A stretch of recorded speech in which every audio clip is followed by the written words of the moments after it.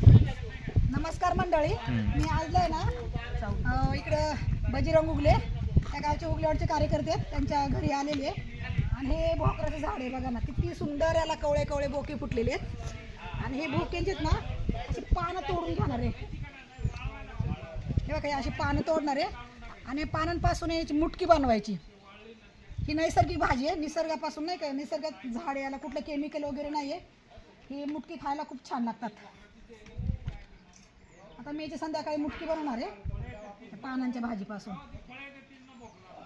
आणि याला ना उन्हाळ्यामध्ये याला भोकरं पण येतात, त्या भोकरांपासून अशी गोल गोल आकारची भोकरं, त्याच्यापासून लोणचं पण बनवतात आणि भाजी पण बनवतात. आणि जुनी लोक ना ही वर्षभर भोकरं तोडायची, फोडायची, ती वाळवायची, ती वर्षभर भाजी करायची. म्हणजे भाजी नसायची ना त्या काळात, लोक याचा यूज करायची.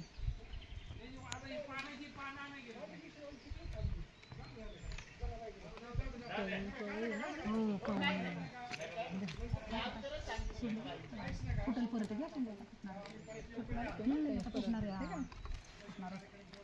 याची भाजी जर तुम्ही खाल्ली ना, तुम्ही काय आळूच्या वड्यांना काय करता, असली भारी भाजी होते याची. मग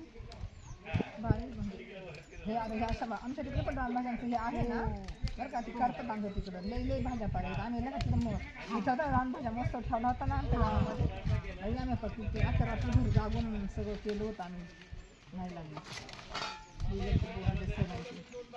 ठीक आहे बरं.